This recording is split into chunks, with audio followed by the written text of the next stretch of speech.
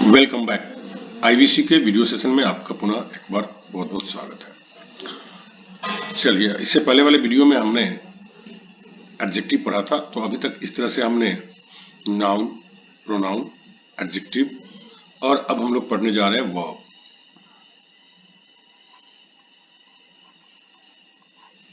Verb means होता है क्रिया। जो वर्ब से तीन चीजों का मुख्य रूप से बोध होता है: स्टेट, एक्शन, पोसेशन। ये होता क्या है, फिर हम डेफिनेशन पे चलेंगे। स्टेट स्थिति, एक्शन काम, पोसेशन अधिकार। तो वर्ब जो होते हैं वो तीन तरह के काम करते हैं: स्थिति दिखाता है, काम दिखाता है और अधिकार दिखाता है। जो काम में क्या होता है, मूवमेंट होता है, मोशन होता है, क्रिया होती है। तो ऐसा शब्द जिसे स्थिति, काम या अधिकार का बोध हो, वर्ब कहलाता है। अब हम तीनों का एक एक एग्जाम्पल लेकर के देखेंगे। पहले वर्ब्स को डिफाइन कर लेते हैं और सरल शब्दों में हम कहें तो वर्ब मतलब क्रिया, वर्ब ऐसा शब्द होता है जिससे कुछ करने या होने का बोध होता है। जिससे कुछ करने या होने, तो करने मैं लिख देता हूं,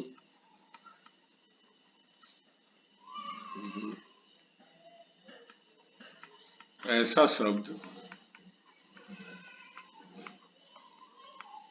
जिससे कुछ करने या होने का बोध हो।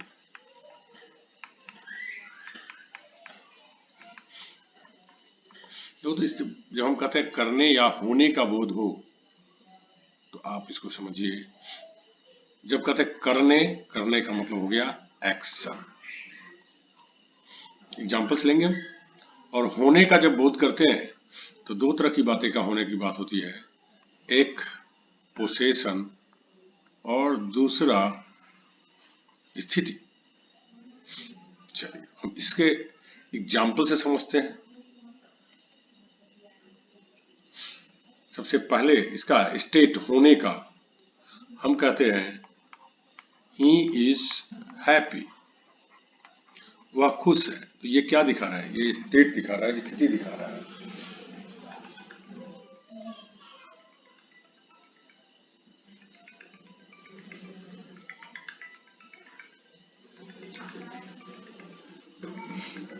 ये क्या दिखा रहा है, स्टेट दिखा रहा है, मीन्स स्थिति दिखा रहा है, वह खुश है, स्थिति है उसकी। जब हम बात करेंगे एक्शन की,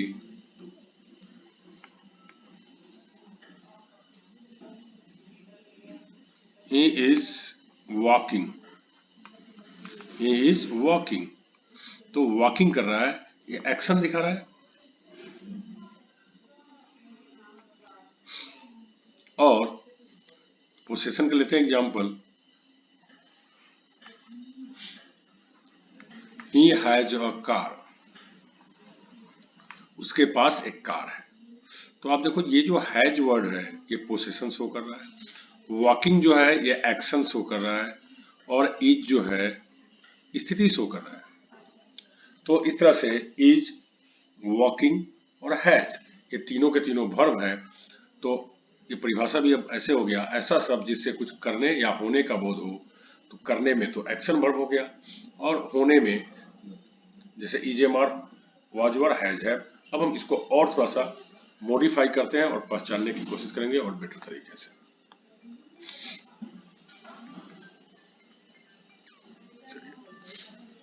देखते हैं, आप इसको इस तरह से नोट करते रहेंगे, कर लेंगे। आई होप कि आप कर लिए होंगे।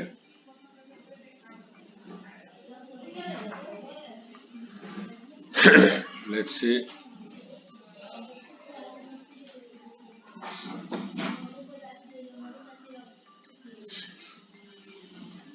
देखो, तो मोटे तौर पे दो बातों में बांट सकते हैं कि एक एक्शन जिसको हम एक्शन वर्ब कर सकते हैं। तो एक्शन वर्ब की मेन पहचान होती है इसके हिंदी के अंत में ना होता है। ठीक है, हिंदी के अंत में क्या होता है? ना। खाना, पीना, हंसना, रोना। अब देखो, ये अलग बात है कि सेंटेंस में जाने के बाद चेंज हो जाता है, जैसे खाना से खा रहा है या खाता है या खाया, लेकिन मूल शब्द क्या है? खाना। तो हमने देखा क्या, इसके अंत में ना लगा हुआ है। तो एक्शन वर्ब वो सारे हो जाएंगे जिसके अंत में ना लगा हो। अब कहोगे तो नाउन में भी तो ना लगा रहा था, ऐसे नाना, मीना, वो भी हो जाएगा? नहीं। दूसरी पहचान इसकी क्या है कि इसके 5 फॉर्म्स होते हैं। एक्शन वर्ब्स के कितने फॉर्म्स होते हैं? 5 फॉर्म्स होते हैं। V1, V2, V3, V4, V5। एक एग्जांपल ले लेते हैं। गो, वेंट, गॉन, गोइंग, गोज। ये 5 फॉर्म्स हो गए। आप एक चीज यहाँ पे याद रख लेंगे कि V1 प्लुरल को रिप्रेजेंट करता है और V5 सिंगुलर को रिप्रेजेंट करता है। हम नंबर से संबंधित और डिटेल्स में आगे पढ़ेंगे तो और ज्यादा आपको क्लियर होगा, लेकिन अब ये समझ ले जितना भी V1 होता है वो प्लुरल होता है और V5 जो होता है वो वास्तव में वर्ब का सिंगुलर रूप होता है। ठीक है, तो अभी हमने पढ़ा कि वर्ब्स को मुख्य रूप से 2 पार्ट्स में बांट रहे हैं, एक एक्शन वर्ब, और पहले हमने एक्शन वर्ब के बारे में ही देख लिया कि हिंदी में इसके अंत में क्या होता है? ना होता है, जैसे खाना, पीना, हंसना, रोना, मरना। दूसरी पहचान क्या है कि इसके 5 फॉर्म्स होते हैं, जैसे गो, वेंट, गॉन, गोइंग, गोज। तो ये तो हो गया एक्शन वर्ब। और दूसरे पार्ट को हम नाम देते हैं नॉन एक्शन वर्ब, जिससे कुछ होने का बोध होता है, और इसमें हेल्पिंग वर्ब्स को हम लेते हैं। इसके अंदर हम क्या लेते हैं? Helping verbs. तो इस तरह से हेल्पिंग वर्ब्स में आपको मैं एग्जांपल देता हूँ, is, am, are, was, were, ETC. बाकी हम लोग जब वर्ब चैप्टर आगे पढ़ेंगे तो उसमें पूरे जो 24 होते हैं वो सबके सब हम लिखकर याद पढ़ेंगे उसको और इसका यूजेस देखेंगे। अभी तक आपने ये सीखा कि वर्ब्स क्या होता है, उसको मुख्य रूप से हम 2 पार्ट्स में बांट लिया, एक्शन वर्ब्स और non action verbs. Action verbs की पहचान क्या है? इसके अंत में ना होता है हिंदी में, और उसके 5 फॉर्म्स होते हैं। और नॉन एक्शन वर्ब्स किसको कहते हैं? हेल्पिंग वर्ब्स को कहते हैं, जिसकी संख्या निश्चित है, वो हमें याद करना पड़ता है, उसको पहचानने की जरूरत नहीं है। तो इस तरह से आपने अभी तक वर्ब को डिफाइन किया और पहचान करने का टेक्निक सीखा। फिर वही बात आती है कि अगर वर्ड का मीनिंग मालूम हो तब तो हम देखेंगे ना, तब ना अंत में लगाकर देखेंगे। ठीक है, अगर हंस रहा है लिखा हुआ हो कहीं तो हम कहेंगे भाई ये हंसना सबसे बना हुआ है, और हंसना मतलब वर्ब, मेन वर्ब। फिर हम चेक कर लेंगे कि इसके 5 फॉर्म्स होते हैं या नहीं। परंतु अगर वर्ड मीनिंग नहीं मालूम तो फिर हम कैसे करेंगे? तो देखो, वर्ड मीनिंग नहीं मालूम हो तो एक तो ये मुश्किल है, but there are some suffixes, कुछ ऐसे प्रत्यय होते हैं, सफिक्सेस होते हैं जो लगा रहे तो हम ये समझ सकते हैं कि वो सबके सब वर्ब है। तो हम देखते हैं कि कौन कौन से सफिक्सेस होते हैं जो हमें बताएगा, हमें हेल्प करेगा कि वर्ब है। Let's see.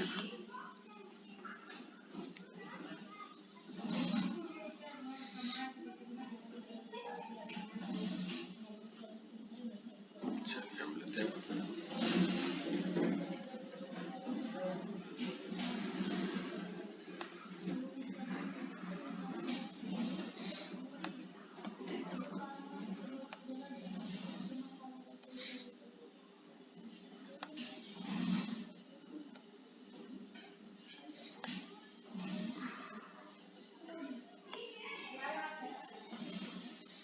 चलिए देखें वर्ब सफिक्सेस।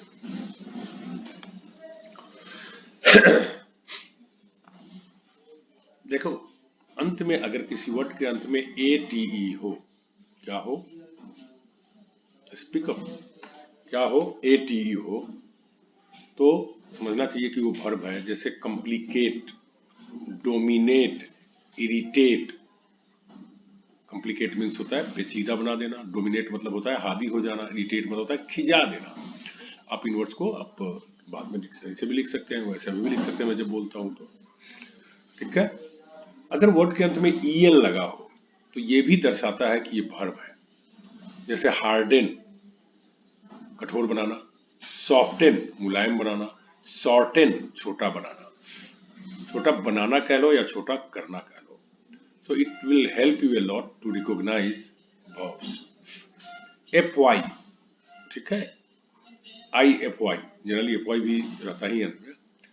तो ब्यूटीफाई, सुंदर बनाना, क्लेरिफाई, स्पष्ट करना, आइडेंटिफाई, पहचानना।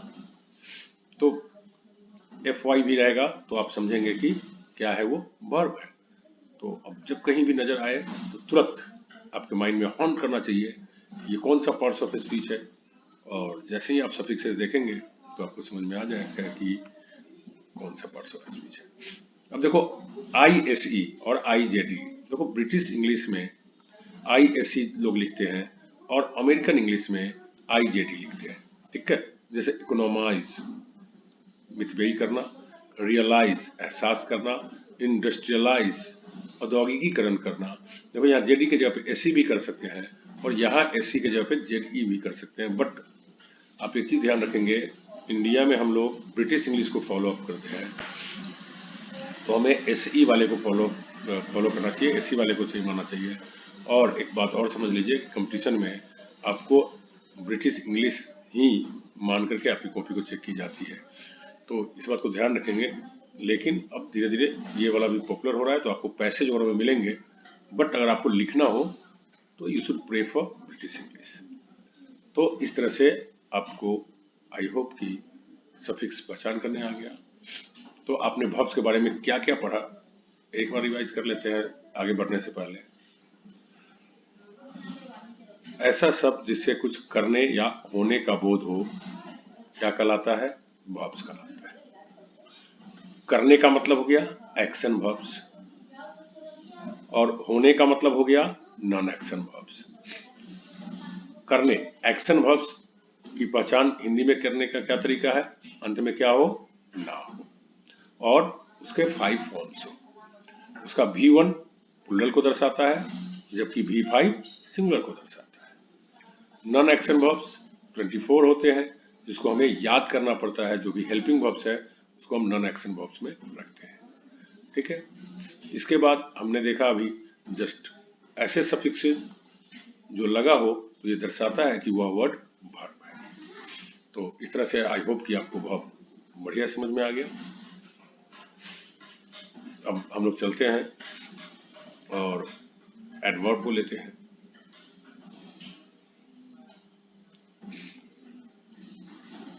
आई होप कि आप इसे नोट कर लिए होंगे।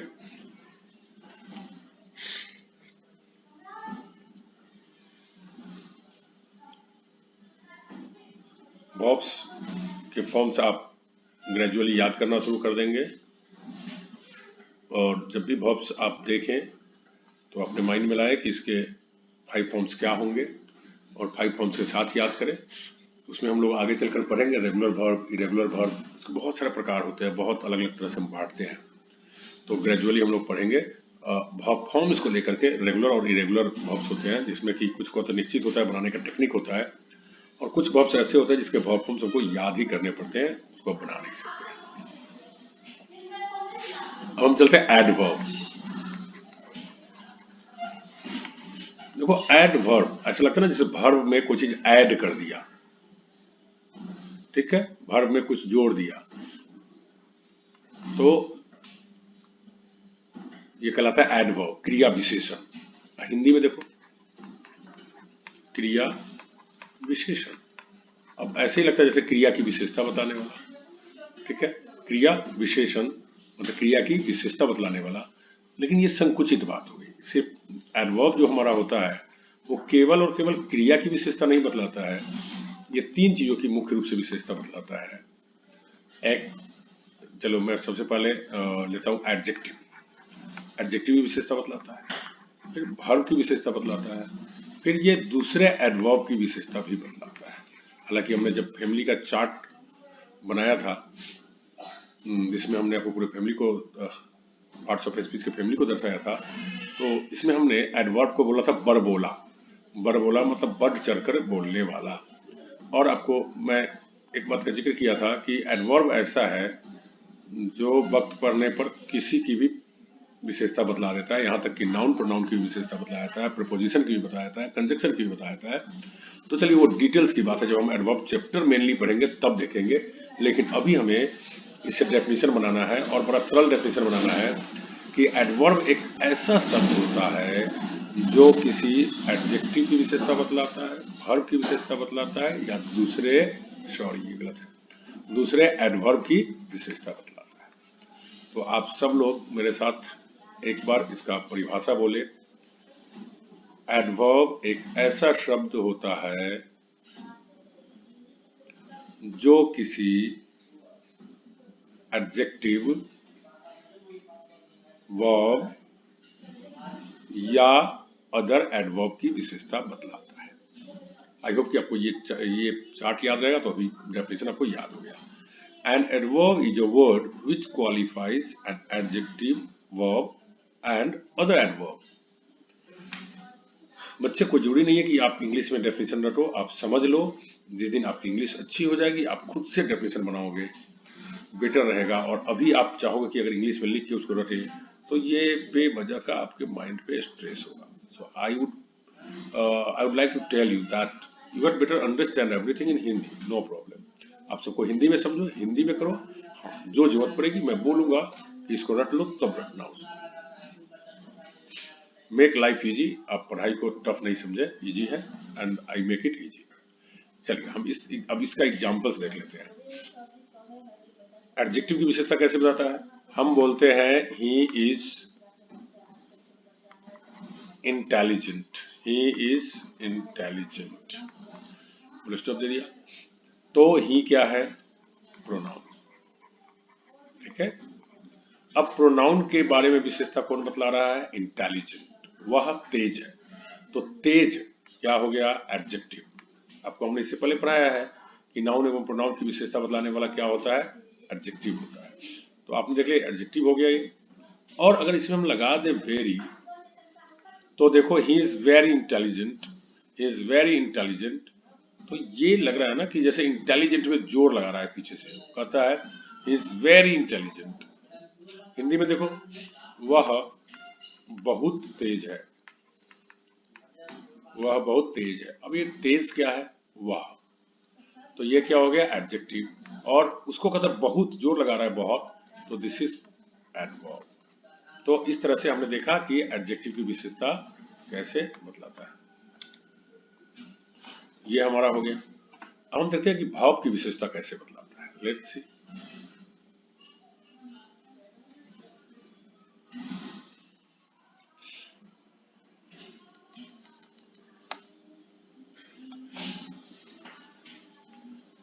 he runs slowly, वह धीरे धीरे दौड़ता है। he runs slowly या he runs fast। याद रखना है कि फास्टली जैसा कोई वर्ड ही नहीं होता है। फास्ट एडजेक्टिव भी है और फास्ट एडवर्ब भी है। तो he runs slowly, ठीक है। अब वह दौड़ता है, दौड़ता है, दौड़ता है, दौड़ता है किस चीज से बना हुआ है? दौड़ना से। दौड़ना के अंत में क्या है? ना है। तो ना है तो ये क्या हो गया? वर्ब हो गया, ठीक है। तो वह दौड़ता है धीरे धीरे। तो दौड़ने की क्रिया कैसे हो रही है? धीरे धीरे। तो क्रिया के बारे में कोई बोलेगा तो वो क्या हो जाएगा? एडवर्ब। वह दौड़ता है, कैसे दौड़ता है? तेज। तो क्रिया के बारे में बोलने वाला क्या हो गया? एडवर्ब। तो आपको समझ में आ गया कि स्लोली भी एडवर्ब है, फास्ट भी एडवर्ब है। तो वर्ब के बारे में, क्रिया के बारे में बोलने वाला क्या होता है? एडवर्ब होता है। इसको हिंदी में देखोगे तो बहुत आसानी से समझ में आ जाएगी। अब देखते हैं, वह धीरे धीरे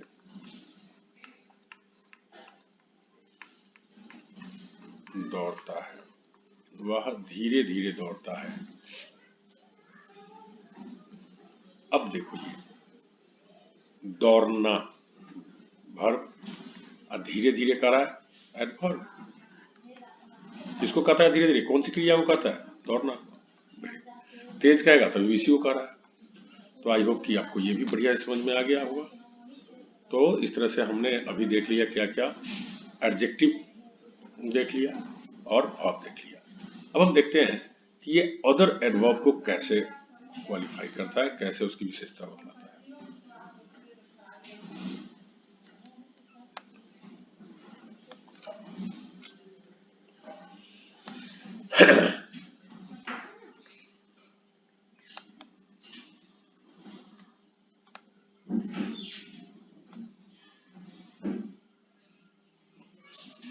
लेट्स सी, चलिए हम देख लेते हैं। अब हम कहते हैं ही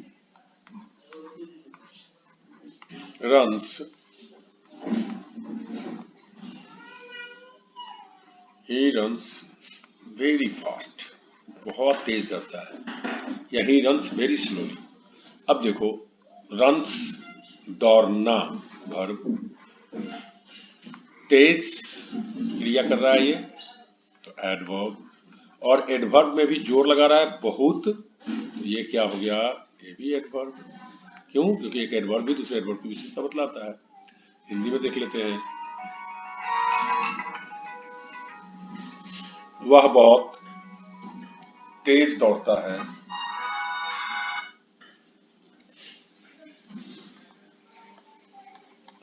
वह बहुत तेज दौड़ता है।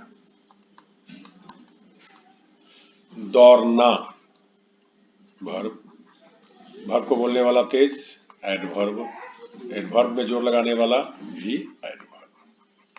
तो इस तरह से आपने देख लिया कि ऐसा शब्द जो किसी एडजेक्टिव, वर्ब या दूसरे एडवर्ब की विशेषता बतलाता है वह एडवर्ब कहलाता है। तो एडवर्ब का क्वालिटी हो गया। आप ये स्ट्रक्चर को आप याद रखोगे तो ये स्ट्रक्चर आपको डेफिनेशन याद दिलवा देगा। ओके, तो आई होप कि एडवर्ब इस तरह से आपको समझ में आ गया। लेकिन अगेन एक क्वेश्चन हमारे पास रहता है कि एडवर्ब की पहचान कैसे करेंगे। क्या क्वेश्चन हमारे पास है कि इसकी पहचान कैसे करेंगे? हम हमेशा जो भी पार्ट्स ऑफ स्पीच पढ़ रहे हैं, सभी पार्ट्स ऑफ स्पीच में हम ये ट्रिक देखते हैं, एक टेक्निक लगाते हैं कि कैसे उसकी पहचान करें। तो now will come to suffixes. So let's see adverb suffixes. ऐसे सफिक्स देखते हैं। आई होप कि सफिक्स क्या होता है आपको याद होगा। प्रत्यय जो रूट वर्ड में लास्ट में लग करके आता है सफिक्स कहलाता है। तो अब हम देखेंगे कि ऐसे सफिक्सेस हैं जिससे एडवर्ब बनते हैं। एलवाई अंत में लगा हो तो वो क्या होता है? एडवर्ब होता है। जैसे कामली, शांत होकर, शांत तरीके से, काम, CALM है बट पढ़ते इसको काम, एलवाई लग गया, कामली मतलब शांत तरीके से। इजली, आसानी से। क्विकली, तेजी से। तो आप एलवाई वाले में ध्यान रखेंगे। वैसे मैं एक चीज बता दूं, नाउन प्लस एलवाई एडजेक्टिव बनाता है, ठीक है, और एडजेक्टिव प्लस एलवाई एडवर्ब बनाता है। जैसे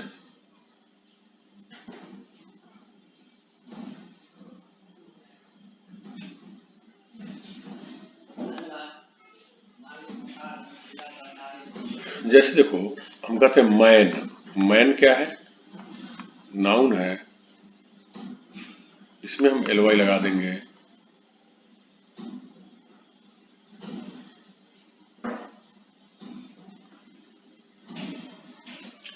तो ये हो जाएगा मैनली,